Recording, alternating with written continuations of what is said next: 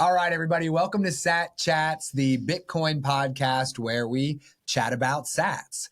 Sats are the smallest part of a Bitcoin, the same way pennies are the smallest part of a dollar. So if you are a pre-coiner with no Bitcoin at all, we want to chat about sats with you. Head to satchats.com to grab your seat on the show. I'm your host, Stuart, Bitcoin Maxi, who wears prescription sunglasses to protect you and your loved ones from the Bitcoin laser eyes coming out of the front of my face. And I am your co-host, Chris, founder and CEO of Ithaca Hummus, proud multi-coiner, Bitcoin smash buyer. And just like I smash my way into Bitcoin, we need you to smash that subscribe button, like, comment, just engage with our content. Now, today we've got Chris. His story, you all are going to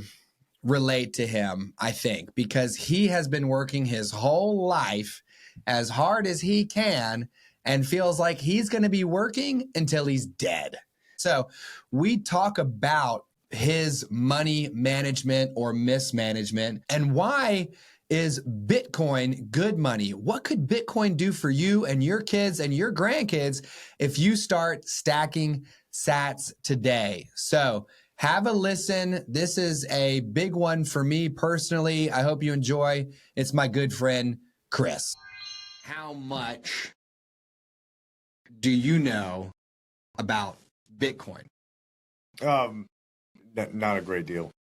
Like the intro video, the guy was talking so fast, it felt more like 30 minutes of information, like condensed into 16 minutes. Yeah. I learned far more about finance in general, probably from that 16-minute video than I have in 40-something years of life. So like finance and things like even parallel to it, I never really took much time to figure out in a way that helped me out. Yep. Did you hear about Bitcoin before I asked you to come on the show? Had you heard about it in the news or anywhere online? Yeah, for sure. And what was your general feeling toward it? Crap, missed the boat. Mm. You know, kind of like it's already happened. Yeah. Like if you weren't there when it was climbing up to what, 70 grand a coin, it's like, yeah, it's not too bad. Yeah. So now, like yesterday, it was like at 96, dude. Like it broke 100K recently, and now it's like around 96. So yeah. When you were looking at it at 70K and saying, shoot, dude, I missed the boat. You know, if you bought it at 70K, you'd be up $26,000 at this point. Yeah. Which is pretty sweet. So, you know, when you say, hey, I feel like I missed the boat, do you feel like it's going to go down? Like 70 was the top. And, you know, for the rest of all time, it's just going to go down from there. I definitely wouldn't say that. You know, especially given the fact that from the last time I was like really paying attention to this stuff when I was kind of invested in AMC. Mm-hmm. That's when I was really kind of paying attention to all the markets, because it was like, well, let's see what my money's doing. And, you know, you couldn't look at Moomoo or like whatever brokerage and not see, you know, Bitcoin or Ethereum kind of featured prominently. Mm-hmm. Like even if you're not looking for it, it's, you know, it's going to be somewhere on the ticker and you just see it. I wouldn't say that I'd foresee the value of it coming down super significantly, especially when it was 70,000, it like doubled up one of the indexes, didn't it? So like, yeah, I mean, I can see how it could still grow, but like I'm not the quickest with finances. So yeah, it'd be bold for me to say one way or another.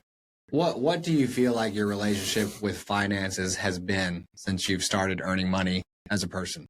Use money to pay bills. and that's essentially it. Yeah. Pay bills and buy stuff I want. Right. But I've never had like a dedicated financial plan outside of making sure that I've always got like so many like X months worth of bills saved up just in case something happens.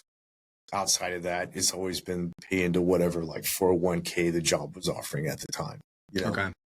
But other than that, I've never really delved into it at all. So you've got some money set aside in retirement accounts, wherever they might be, from whatever various company. Do you feel like it's the correct amount of money to have in your retirement account for your age in order to be able to retire? No. You feel like you're behind? Significantly. Yeah. Like I'm going to be that dude at Walmart checking your receipt, you know? Yeah. And like handing out like the happy face sticker to the kid. Yeah. And they're like, dude, this guy's 96. What is he doing here? Yeah, exactly. Like I do not feel like I could retire before I die the way it is right now. You know, like one of those two things is going to come first. It's not retirement. Right. And beyond whatever retirement you're able to set aside, maybe you were setting aside enough to match the company match or whatever, you know, but you're not piling the whole 17,000 per year or whatever you're allowed to, right? Yeah. So beyond that, you're just trying to stack up 1 month of living expenses at a time to make sure that, hey, right now for the next 3 months, I know I can cover the rent and groceries and futsal and all that stuff. Yeah. But much. Beyond that, do you feel like you're creating any kind of wealth? No, not at all. Say my entire life feels like it's in the red, so to speak. And why do you why do you feel that way? Why haven't you been able to build any kind of meaningful wealth so far, right? Because how long have you been working? Forever. Bare minimum 23 years. Yeah. And to like call it 18 of that in like a professional capacity, not like just working at, you know, Hardee's or whatever it might be. Mm-hmm. You know? Do you think that you just haven't made enough, or that you just haven't been good at managing it? Management is the issue. I made pretty good money for a while there. But it was like just as soon as I made it, it was gone. It was not like so much of a living within your means kind of thing. Because then we had Alexander, then Emily, then Owen, then Jacob. Like the family expanded rapidly, and yeah. Thankfully, my salary was at the time too. That's when I was kind of bouncing around jobs a lot. Every new place I went to was like, "Hey, we'll give you another 10 grand." Sweet, I'm going to need it. Yeah. And you know, kind of that's where I am now. So you have 4 kids. Yes. That's a lot. So I will never have money. Yeah. I dare you to find a solution for me.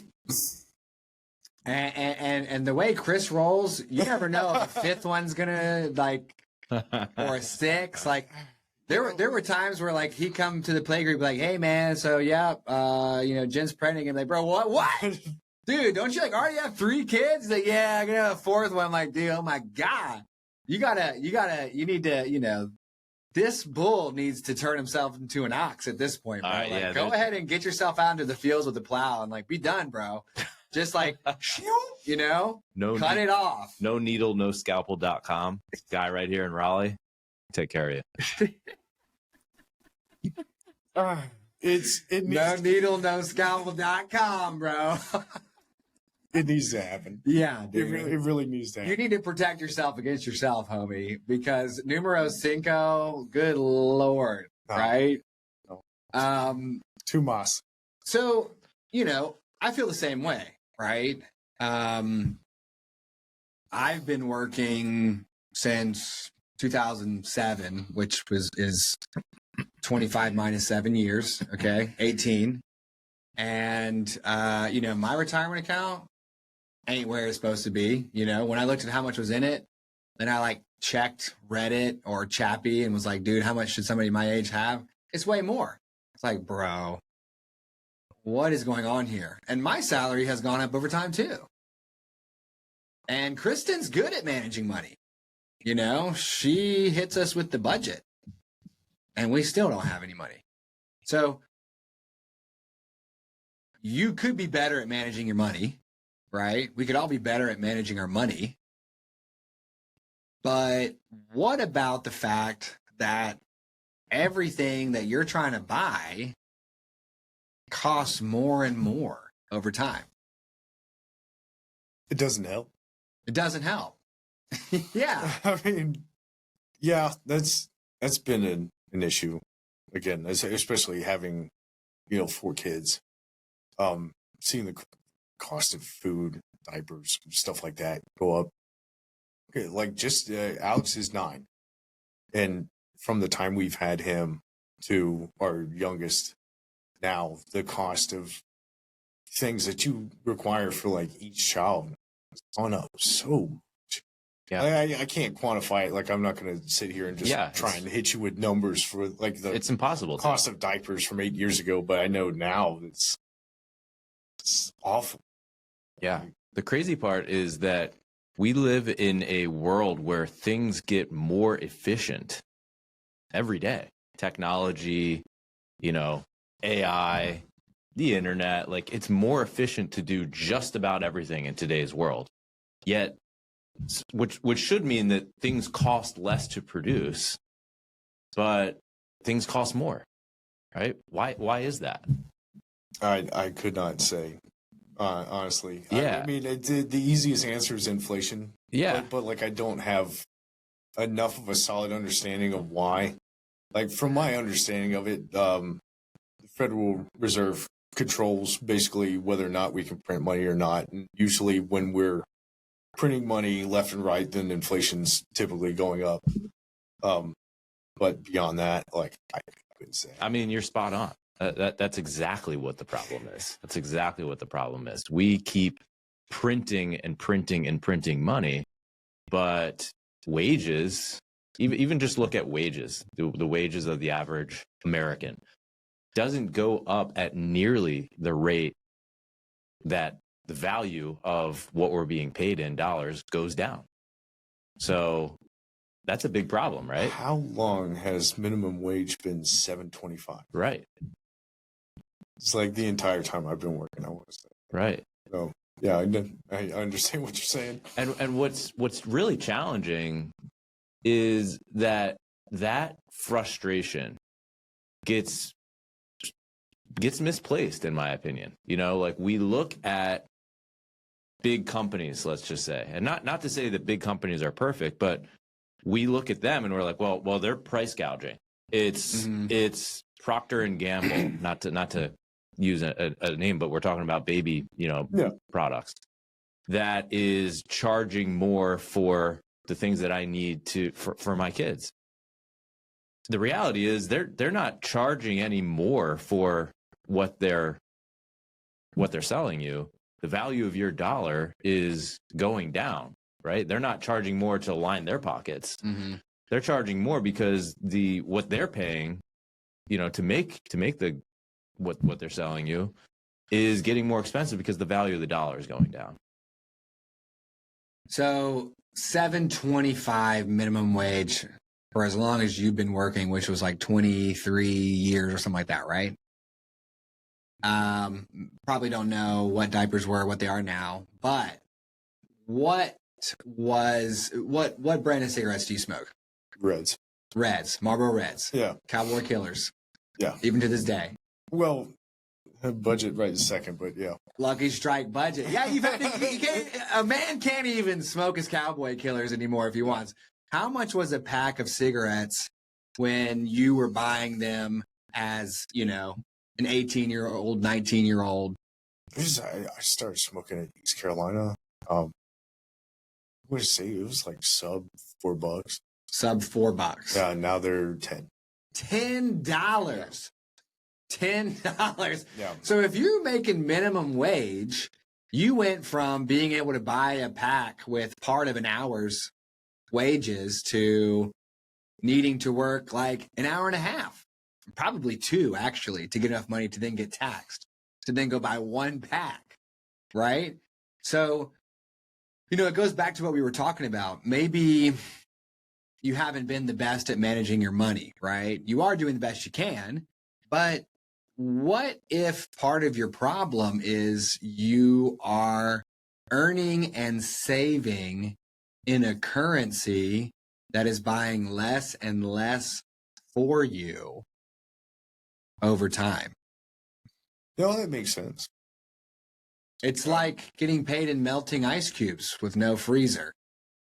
No, I mean, I don't want to go down like the late stage capitalism, rabbit hole, but it does kind of feel like that. Like I don't see the value of the dollar increasing anytime soon. I could be wrong. Hope I am, but I don't think I. Has the value of the dollar ever increased since the beginning of it coming into? No. Right? Yeah. I mean, there's some kind of wild chart out there on the internet right now that shows you the purchasing power of $1.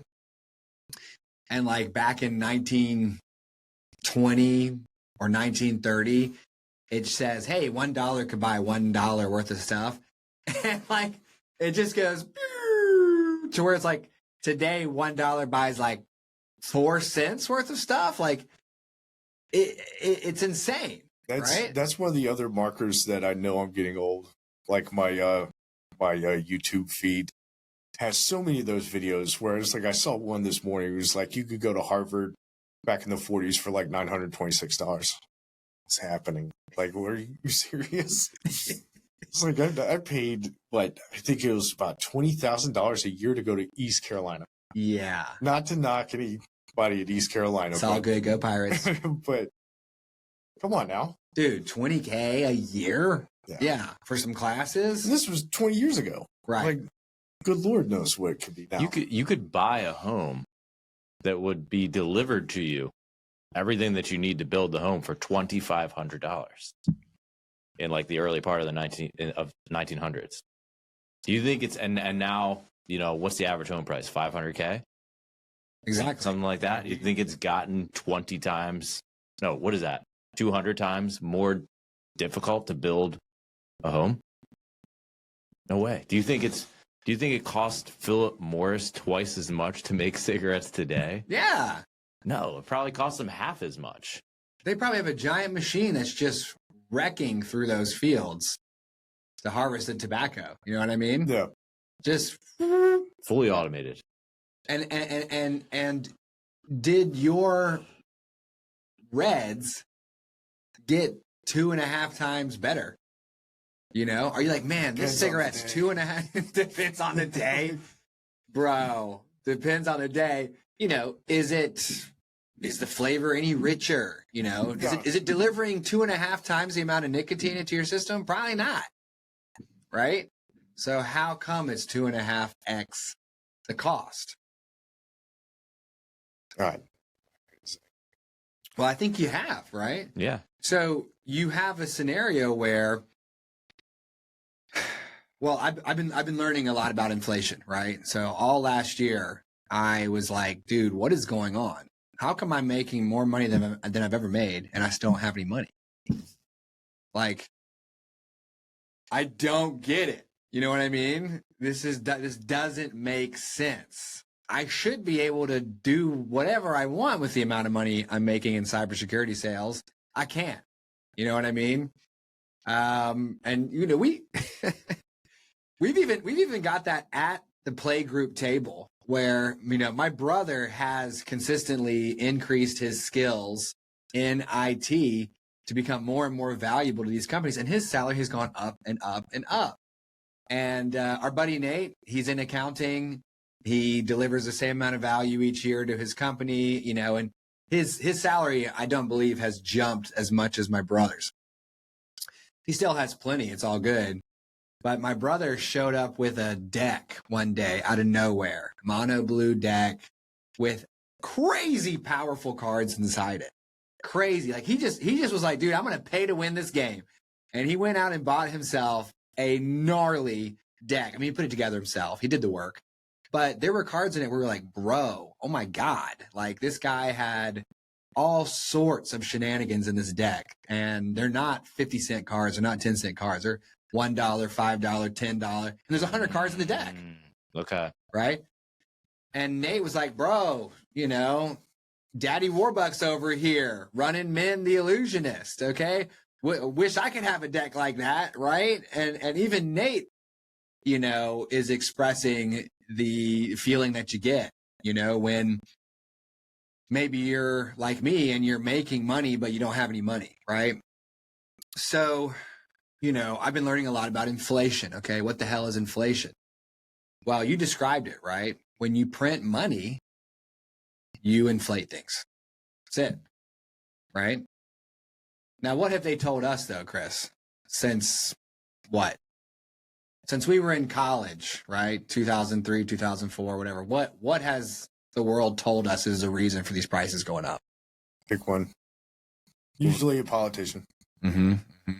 Yeah, hey. It's XYZ politician's fault. That's one of the more common ones I've seen recently. Which, like, I mean, if I'm not going to say like I'm tuned in or anything, but my basic understanding of finance is like, it doesn't really matter.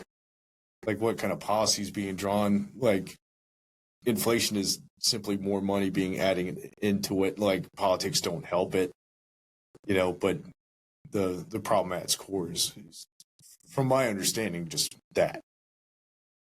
100%. But they're like, oh, ooh, we do have that war on terror, folks. So, ooh, you know, pretty costly. You know, we got to protect the world. So things are more expensive. Oh, financial crisis, right? Yeah, so bunch of dudes. Red herring du jour. Yeah. Basically. Yep. So, okay. It's the Lehman Brothers. Hey, guys. Whoa, pandemic. Yikes. Supply chains. Uh-oh. You know?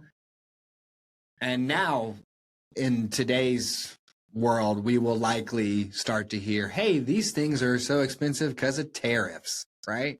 The nation state is literally going to say whatever. What's the new narrative, right? What's the new narrative behind why things cost more?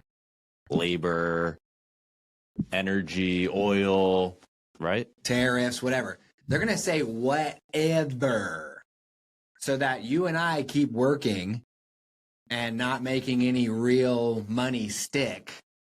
And we'll get angry at everything that's not the nation state printing more paper, right?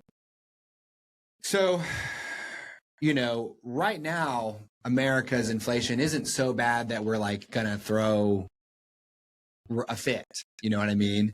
But there have been situations where people do like get really upset, you know? I don't know how much we can refer to that, but maybe historically you've had situations where people are like, dude, this is messed up, dude. We're going to fully kick you out of power, right? Like bread's too high, you know? So I want to give you an interesting example that I just read about recently, right? So you and I, you know, we are seeing the cost of things going up over time because the Federal Reserve is printing more money, right? The Weimar Republic in Germany after World War I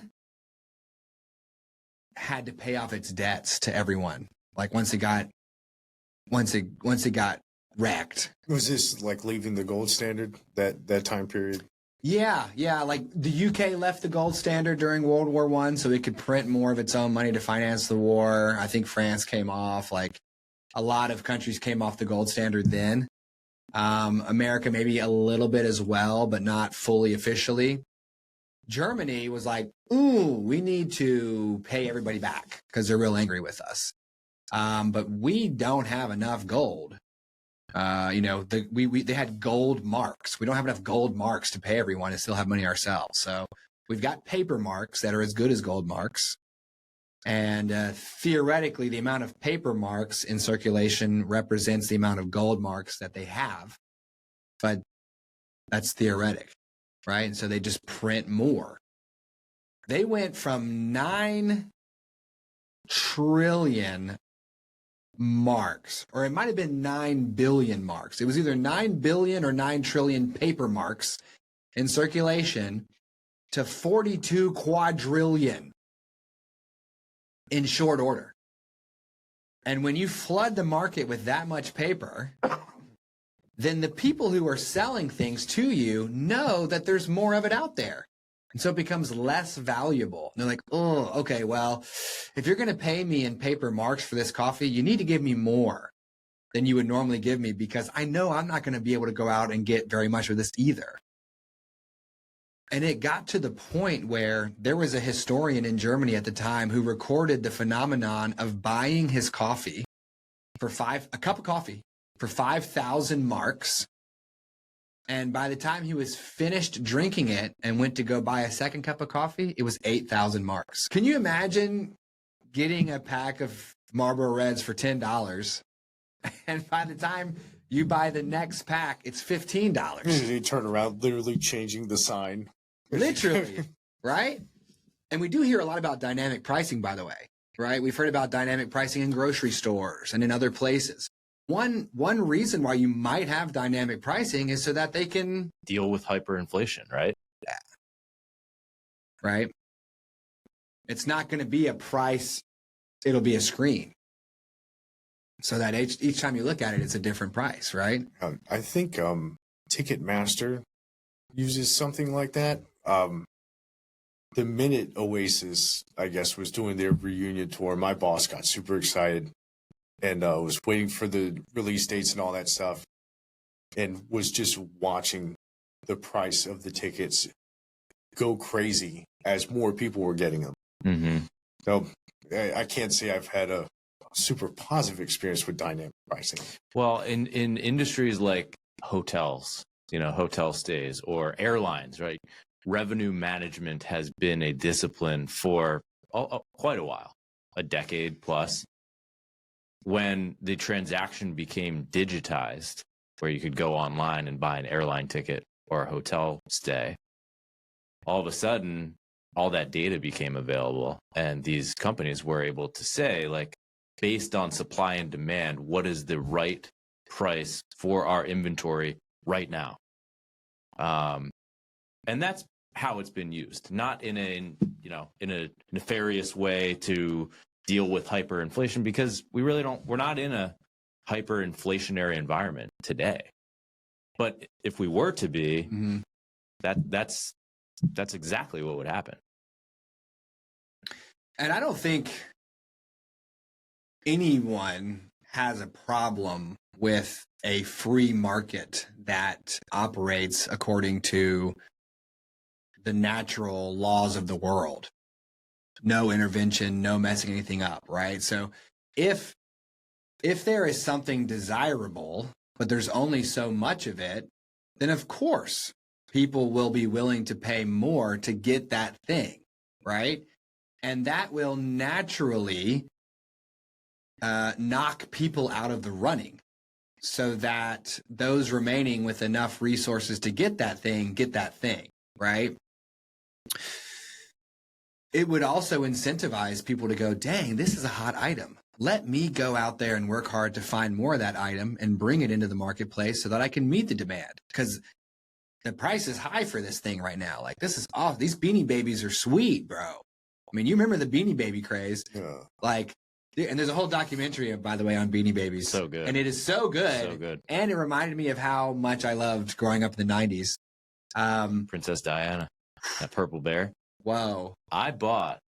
So true story. Okay. One of my first big transactions, I was in elementary school and went to school with a kid who loved dogs of any kind, loved all the Beanie Baby dogs. Somehow I found out that he had a purple Princess Diana bear, like one of the original ones. So I asked my mom to take me to whatever the place you buy Beanie Baby. Rio. And we get like 10 dogs. And I'm like, I'm going to go to school tomorrow and trade this kid. Like, I set them all up so they're all, looking ready to sell. Traded him 10 dogs that may have cost me, $50 for his purple Princess Diana bear that I was able to then go sell for $500. Bro. And bought myself a stereo at the time with the cassettes and the CDs. True story. Right? Yeah. And nobody messed with that transaction, right? Nobody was like, uh-oh, wait, hang on. the maximum amount of dogs that could be traded for a Princess Diana is 3, right? Right. So, what I've been learning is that a marketplace where you can allow supply and demand to just kind of get juicy in there, it all will balance itself out, right? The tickets for Oasis can and should spike if people love that band and there's only so many seats and so many stadiums, right? That's scarce. That's a scarce resource. So of course the price gets bid up, right? To allow what is available to be distributed out to the people who can afford it, right? Now it might feel bad, like, dude, I got priced out of Oasis tickets. But if you lived in a world where it's like, okay, Oasis, the maximum that you can make for any given ticket is $10. I don't care how many people want them. Then Oasis is going to go, okay, well, that means we can only make $3 million off of this tour. And that's not enough for us. So we're not going to go on the tour. Mm-hmm. So, an economy that's free of controls and free of interventions, I don't think people actually have a problem with that. Well, I think, like, going back to the idea of a free market, right? One of the hallmarks, perhaps the most important hallmark of a free market, is that by nature, it is deflationary, not inflationary. And the reason for that is because a free market allows entrepreneurs to go out and find the more efficient, the more profitable, the better solution, right? To problems that we have, to opportunities that we have. And what happens is things get more efficient over time. Things get cheaper to produce. Things happen at a faster pace.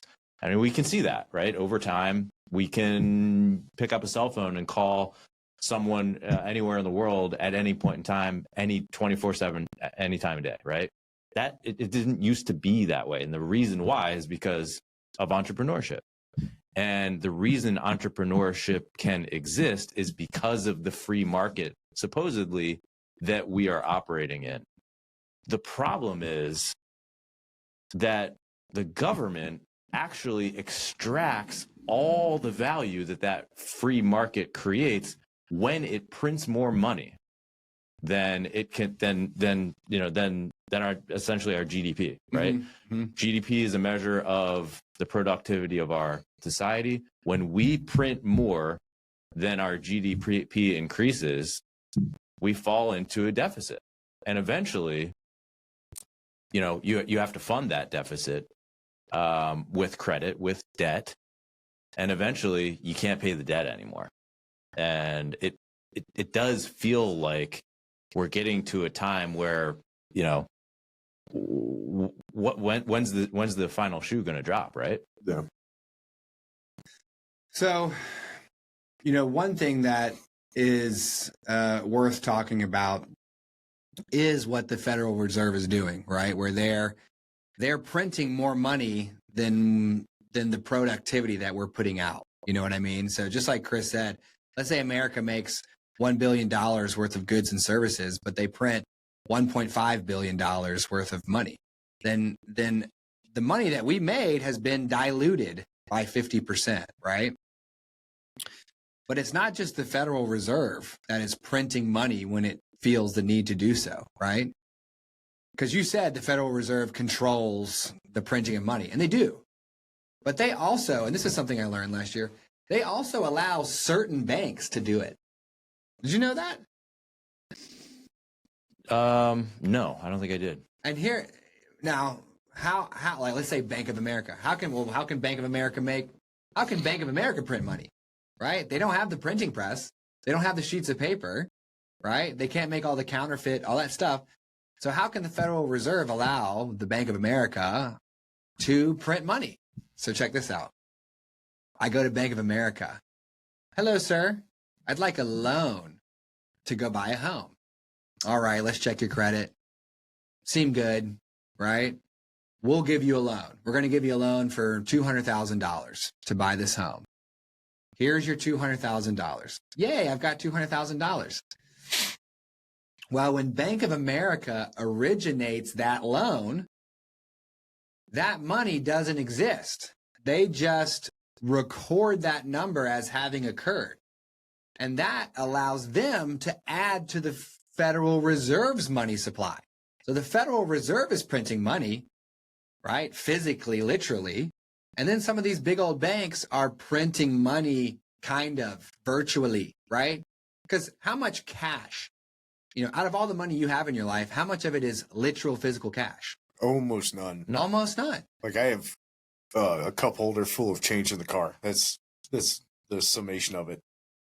And what about all the places you're seeing now that say we don't accept cash? No more cash. Not too many that I can think of, but like I'm also like a homebody. Like if I don't have to go out, I usually don't. So yeah, I'm probably not the best person to ask about that one, but I would certainly believe it. Like I've not used cash regularly in the longest time. Mm-hmm. There's been no reason. Mm-hmm. So cash basically these days is numbers on spreadsheets that are flying around the different banks and the different financial tangentials out there, right? So Bank of America can go, yeah, here's your 200,000, whoo, and they kind of push it out into the world, right? So they can make more money that way.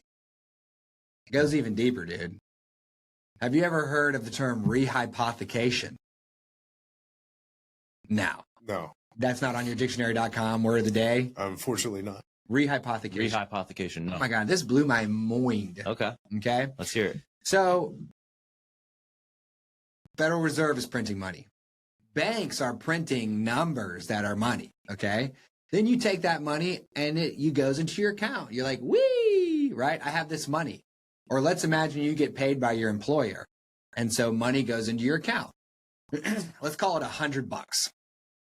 Maybe you even have $100 in cash and you go to a bank and you literally say, here's the real thing. And they say, sure, we'll take it and we'll record it. And now it shows $100 online. Well, what a bank can do at that point is they can rehypothecate that hundo bills. And here's how they do it. The next guy rolls up and says, I would like a loan so that I can go buy a house. Okay. And they check his credit. Okay, everything looks good. They are allowed. They are allowed by the nation state to take 97 of those $100 that are in your account and give it to the next guy. So long as they keep $3 in your account, literally, then they can have an IOU for the 97 and they can give the 97 to the next guy. So that guy puts it into his account and says, I got $97. I'm going to go get myself a house, whatever. A third dude rolls up. He wants a loan. They can take 94 of his dollars, give it to the next guy. So you go 100, 97, 94, 91, 88, 85, 82, 79. And with any given $100, you can basically create like $1,000 of money that's circulating around.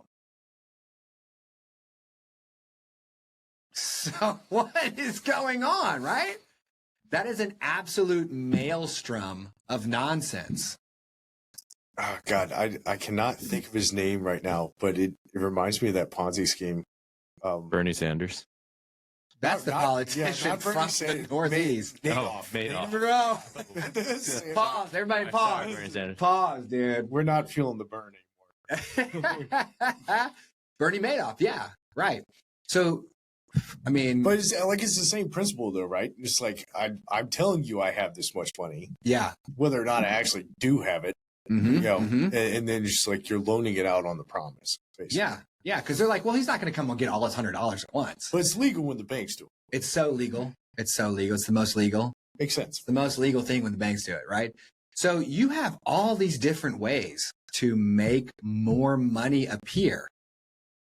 And the idea is that if you make more money appear when you're the nation state, then you can pay for stuff without having to tax your citizens to a degree that would make them upset about what's going on, right?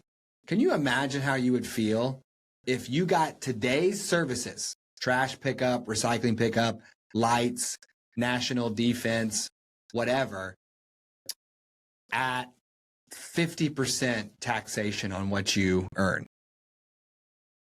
would you feel like you were getting your money's worth? No. You'd be like, dude, you got to take 50% of what I make to power this old thing? I mean, between state and Fed, aren't we almost there? It's like 45% right now.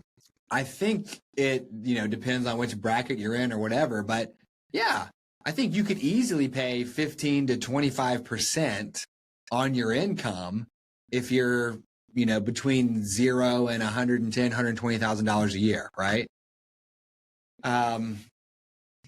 But what many people don't realize is that they're getting taxed again in the form of inflation. Oh, it's the hidden tax. It's the worst tax. It's the most expensive tax. It's like you buying a bottle of vodka and then the nation state rolls up, takes a sip out of it when you're not looking, fills it back up with water. Comes back later, takes another big gulp, fills it back up. So over time, when you come back to your bottle of vodka, you're like, bro, this isn't as strong as it was a second ago. What's going on? Looks the same. What's happened to my vodka? You know what I mean? Yeah. That would be insane. One of the reasons why I like Bitcoin is because you cannot make more of it once it's all the way done being made. Do you know how much Bitcoin there will ever be? I think you said it was like 21 million. You got it. Yep. 21 million. You can't make more Bitcoin once you've mined all the Bitcoin. You can't have banks rehypothecate Bitcoin by handing out 97% of the Bitcoin to the next guy. Maybe one day you'll be able to. Yeah. But in theory, right? Like for example, if you had a gold coin and it's in a vault and the only money you have is gold coin and you're supposed to hold on to this gold coin for a guy, you can't clip 3% of it off and say, well, I'm going to leave 3% of his gold coin here and I'm going to give this clipped coin to the next guy and we're just going to keep clipping it. Like that's a real money in the real world that you can't manipulate, right? Yeah. However, if hypothecation was happening with Bitcoin, at least Bitcoin would be appreciating at a rate that it even has a chance to like keep up with all the leverage that the bank or the lender is placing on it. Cash is going down in value. Mm-hmm. So it's like the worst possible scenario. Huge default risk. Yeah. So let's say you earn some money and then you try to put some money into a savings account for the bills that are coming up, right? Well, technically, if the value of your dollar is going down, then by the time you pay, let's say you put some money aside now for a bill in 3 months, the money you put aside is going to pay less of that bill in 3 months than it's going to pay right now, right? Now, let's imagine we're in like Argentina, or somewhere in Africa where eventually you got to start bringing like a wheelbarrow of cash to buy a loaf of bread. And there's pictures of Weimar Germany where they're literally sweeping piles of cash in the street because they're just worthless slips of paper, That type of inflation would be even more insane. You know what I mean? Where you could potentially get money now and that money won't even pay that bill in 3 months, right? With Bitcoin, if you buy some Bitcoin, they're not making more of it, which means you have what? Finite supply. Uh-huh. You can rely on it to not get printed out of control, right? Which means you can rely on it to appreciate in value, or at the very least buy the same dadgum amount of stuff. Oh, yeah, maintain its worth at bare minimum, hopefully. Yeah. A lot of people get into Bitcoin because they're like, dude, number go up, bro, 10x my stash. This is going to be amazing. And I'm a big fan of number go up technology too. I want to get rich, but I would be happy if I can just buy the same amount of stuff in the future that I can buy now, in terms of how hard I'm working. Yeah. But to your point, it will appreciate, right? Because if Bitcoin is, I mean, do you feel like Bitcoin is money the same way nation state paper is money? For the longest time, I was kind of iffy about it. Like, mainly just kind of out of ignorance, but like, seriously, listening to that video, if that was not a joke when I said that, I probably got more financial information that I've ever sought out in my life. From that alone, it's with a better understanding of it, like, certainly. And it does seem less risky than having just what I like to think is money, but it doesn't feel like it the more time goes on, you know. So with nation state paper, right? Let's say your economy is $1 trillion big, but you print $2 trillion worth of paper. Then then basically the amount of money that goes into that economy means that each piece of paper is now worth half what it was, right? But with Bitcoin, since there's a finite supply, as you have gains, right? As we find better ways to do stuff, and as things get cheaper, right? Or I guess as your productivity increases, okay, then you should be able to buy more with your Bitcoin, right? So like think about books. You used to have to skin an animal and then get all the hair off its skin and then like treat it a bunch to try to get this vellum that was like paper. Then you had to like scratch words into it, bind. It took forever to make a book, right? Then you get to the printing press and all of a sudden you can make a zillion books, right? And what happens? That's a ton of productivity. People love the books. They buy the books. You make money and your economy grows. Your money supply doesn't have to grow for the economy to grow. And if your money supply stays the same, but the economy gets bigger, that means that the money you have can buy more of that economy than it could, right? That's deflation. That's deflation, right? So what happens if you buy $50 of Bitcoin a month, each month? You know, what does that do to what do you think that will do to your financial picture? Optimistically improve it. But it doesn't sound like, because I've heard for the longest time, I don't know if this is actually true, but like every dollar you make has so much debt, like automatically attached to it. I'm not sure if that's necessarily true, but it, like, as volatile as fiat is, I'm just definitely think it'd probably be a better idea to be invested a different way. You know, like it seems less risky in a weird way, even though I don't know, like, as much as I feel like I need to, like I still want to do due diligence on it. And I think that's what's, I guess what makes me apprehensive about it is like, I know fundamentally so little about it. So, you know, like, how do you kind of dig into like vetting it, so to speak? You know what I mean? Yep. So you're talking about, you know, you feel like Bitcoin might actually be less risky money than US dollars or nation state paper, but you don't know enough about it yet to be able to, you know, jump in there, right? Not in a significant way. You know what I mean? Okay. So listen to this. What happens if you put, you know, 1% or 2% of what you make into Bitcoin, right? That's not very significant, right? Yeah. But studies have shown that people who put 1% or 2% or 3% of their net worth into Bitcoin and just let it chill, over the years, it grows to become the dominant portion of their net worth. Can you believe that? Yeah. There was something like 3%, like if you put 3% of your retirement into Bitcoin 10, 12 years ago, whatever like that, it would now be 80% of your portfolio just because it would grow in value. Well, also, like, I did not know until, like, I can't remember, we were over at your house playing cards probably one night, that, like, it always seemed so insurmountable to me. It's like 1 Bitcoin at the time. Like, I don't know why the 70 grand is burned in my head. Was like, well, I don't have 70 grand. And I did not know it was like divisible, I guess, in the form of Satoshis and stuff. So I never even really considered buying it before that point. This is like, where am I going to get 70,000 bucks? There's no way.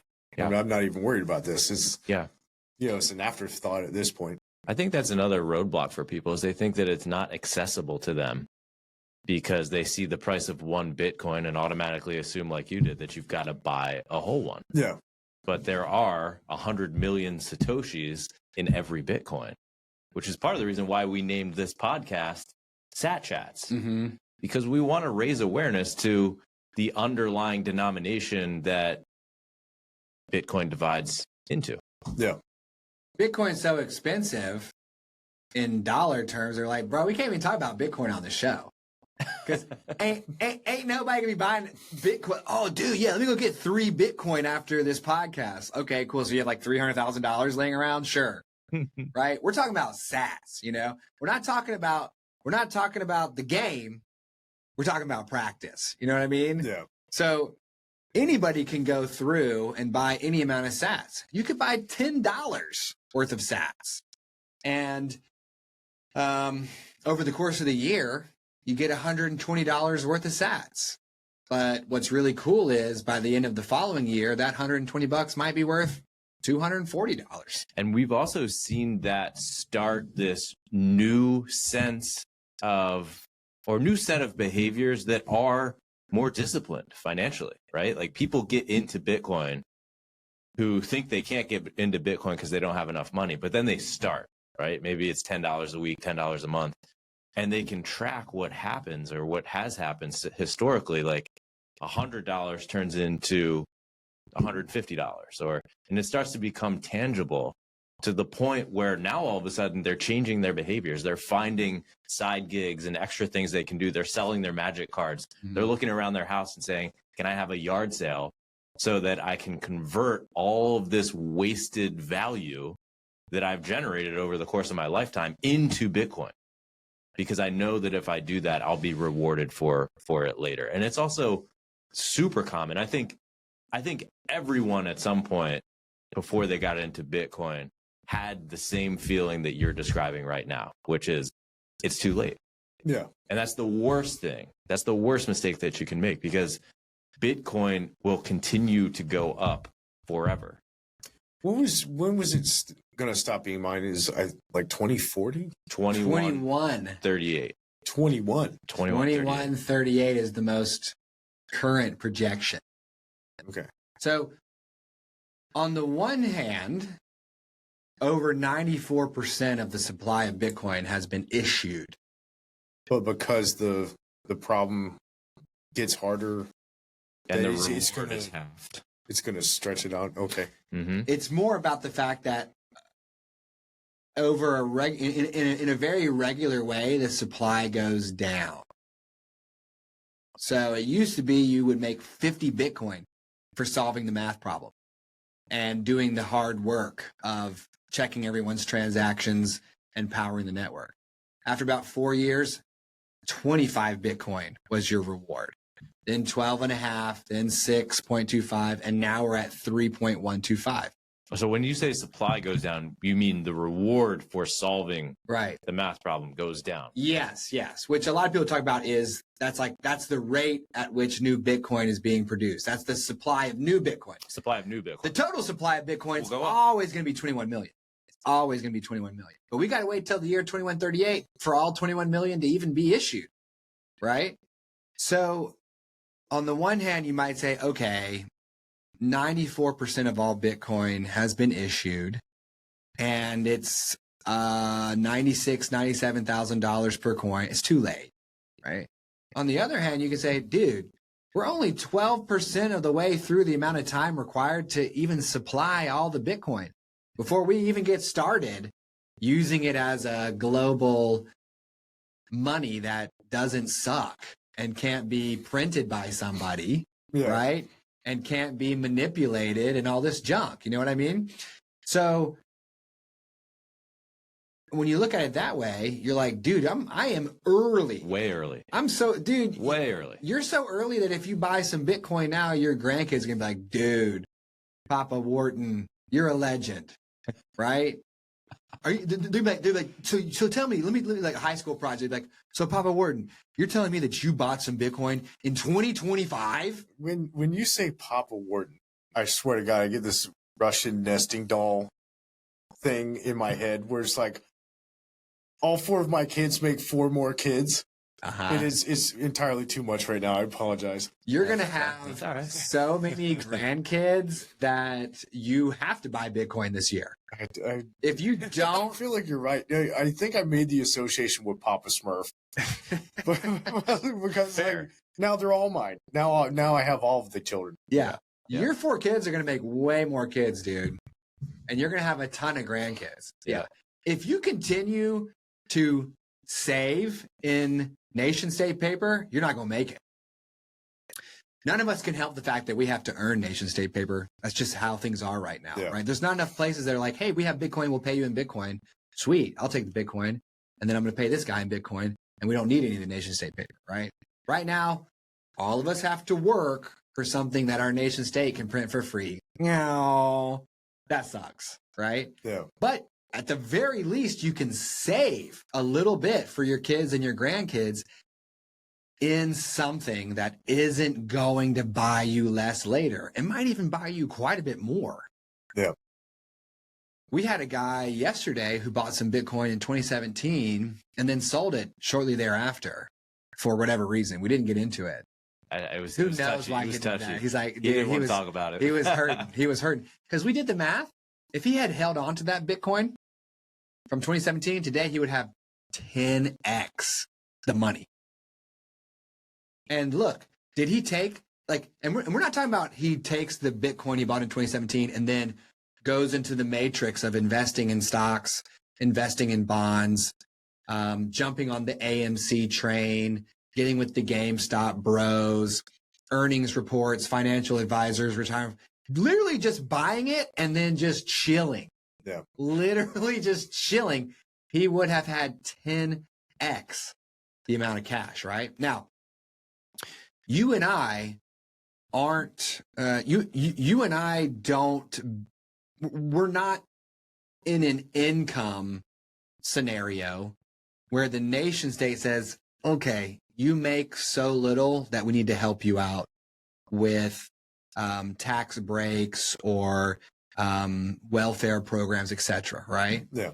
But we also don't make enough to go store our wealth in assets like the rich guys. You and I can't go buy a house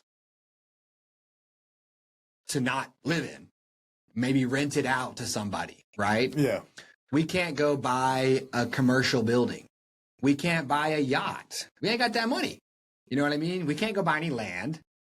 You and I don't have access to the assets that appreciate in value that allow those who have more money than us to continue to get more and more money, right? Yeah. So they have access to stores of value. And those with less than us have access to distributed capital from other people, right? That can help them, while they're doing their thing, right? So you and I are stuck making dollars and saving in dollars. That's it. So how do we ever get anywhere? You're going to be working until you're dead, right? That's what you said. Yeah. I'm going to be working till I'm dead. So what can we do, right? Well, before Bitcoin, nothing. Couldn't do anything, you and I. We just had to save money and try to make more and more money over time to keep up with how much money they're printing, right? Or you try to do what a lot of people do. They're like, okay, I'm going to start learning about stocks, bonds, portfolios, trading, like that kind of middle class space, starts to learn about how to make money with their money because that's the best we can do. Well, here comes Bitcoin. Any amount of money you have that you're not going to spend anytime soon, you just buy yourself some Satoshis with it. You know what I mean? And when you come back to it later, it's gonna get you more than it did. it might go, woo, woo, woo. It might do all that volatility, whatever. It's 100K, now it's 90, now it's 110, now it's 80. But if you're not trying to spend it today, if you're trying to put it aside for your Russian matryoshka nesting doll grand kid matrix structure, then you're going to be fine. Because 15 years from now, guaranteed that $50 you put in January 2024 is going to be a whole lot more. You know what I mean? A whole lot more. Way more. What if instead of working until you're dead with only some amount of retirement that isn't enough and a few months worth of bills already set aside, right? With 4 kids who turn into 4 kids plus 16 grandkids, which would be 20 human beings underneath you, my guy. Okay. I want to be long gone before the next generation. Right. So like, so I want to see 32. They're going to say, hey, Mr. Warden, why are you handing out smiley faces at Walmart when you're 96? Because I got 16 grandkids, dude. That's why. What if instead of that, you could slowly buy little amounts of sats here and there, maybe once a month, $25, $50, $75, no big deal, right? And you just do that once a month, every month from now until later on in time. What would happen if that leads to you getting a foothold on this creation of wealth that we just don't really have access to at our income levels, and get you to a place where maybe you can, in fact, stop working at some point before you're dead? It'd be nice. I'm not expecting it, but it'd be nice. Right. No, I'd be totally down for it. And like I said, if it got to a point where I felt satisfied with like all the due diligence and stuff that I could do, then in lieu of doing like a 401k or something like that, I'd rather just contribute it to, something that's, well, I won't say that it's not, Bitcoin isn't volatile right now, but I've also seen my 401k get wiped out so many times. Yeah. And it wasn't my fault somehow. It's just the volatility of the market. And like I remember specifically having a John Hancock account with Pepsi. And one morning, 401ks like sitting at 15, and then the next it was like at 8. I was like, what just happened? Yeah. And if there's like an economic downturn and you're not invested the correct way, this could be something that's happening in Greece or like one of the BRIC countries or something like that. And then all of a sudden, like now my retirement just got halved basically. Right? Yeah. So let's say I'm very much open to the idea. Okay. So then, and of course, there's so much to Bitcoin that we could cover, but, we want to make enough ground in a conversation like this to make you an offer based on what you've heard so far today. Before we do that, let's do this. We have talked about a whole bunch, right? What are your feelings now that we've had this conversation? What are some of the key takeaways that you have, or some of the things that you've learned that you weren't expecting to learn today? The added insight to how the blockchain actually works, like the video did help a lot, but the finer points of it, like I don't think you can explain that as quickly as my man was doing it. That helped a lot, and also just like the accessibility of it. Again, like I had kind of a hint, like when we played however many months ago, and like you were like, it's not just like the one coin you buy at one time; it's divisible. Having that further reinforced, those are kind of my big takeaways from it. And how much do you think that you could stand to spare each month without really impacting your family's lifestyle? Bare minimum up to what I contribute to a 401k. Yeah. Like at the absolute minimum. I mean, I have a lot of vices. So if I ever cut down on those or stopped, I don't know, spreading out my nerd economy, and just focus into one game, then significantly more. So, I think we can take that fresh understanding of the blockchain, right? And the understanding that you can get any part of a Bitcoin you want, right? And see what you want here and make you this offer here. Yeah. So at the end of every show, in exchange for an appreciation for the time of our guests, we offer two choices. The first is $50 in cash, two 20s and a 10. I literally cannot find anywhere that has $50 bills. It's like $50 bills are like going extinct. I've seen a $50 bill, I think, one time in my life. I need one. So we're going to need to go to the bank and specifically request a $50 bill. I tried, but guess what? It was 9:30. The bank doesn't open until 10. Dude. So anyway, $50 in cash, okay, or the equivalent in Bitcoin, which we calculate using the Clark Moody dashboard, which tells us that right now the satoshis per dollar are at 1,009. So I'm going to multiply 1,009, 1009 times 50 for $50. And we would offer you 50,450 satoshis, or the $50 in USD. Now, before you choose, okay? That's a very important choice, right? We need you to make another very important choice, okay? Today we've been talking about money outside of your comfort zone, right?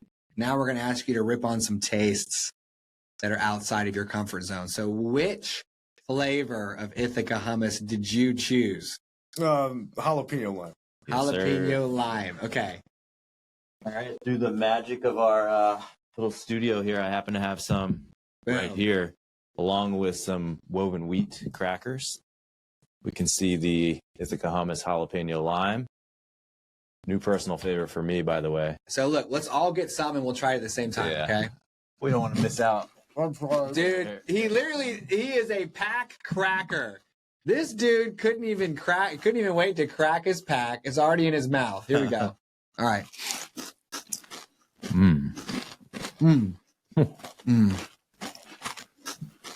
So what did you think?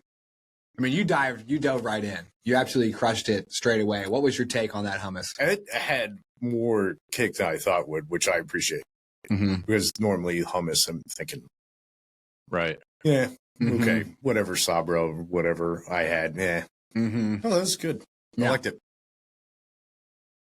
So let's get back to this choice over here then. Do we want 50 DeWills? That's probably going to buy us 20 DeWills worth of stuff later.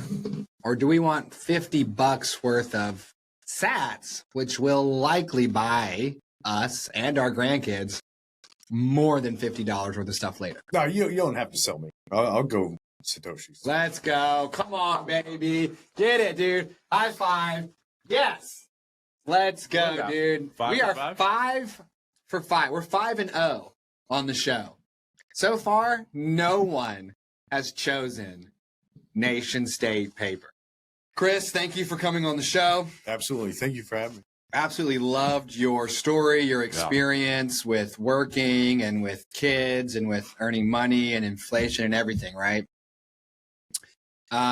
We ask that everyone like the video on YouTube, subscribe to the channel, right? If you want to join the Sat Pack, okay? Then you can subscribe to the YouTube channel. Once we hit 1,000 subscribers on YouTube, we'll unlock a live show on Friday mornings. If you're listening somewhere else, Spotify, Apple Podcasts, Rumble, Fountain, figure out how to support us there and please do it. right? So that we can continue to chat about sats because it is incredibly important. All right, guys. Thanks so much. Chris, you're the man. Sat Chats is for informational purposes only and should not be considered financial advice. Our guests' views are their own.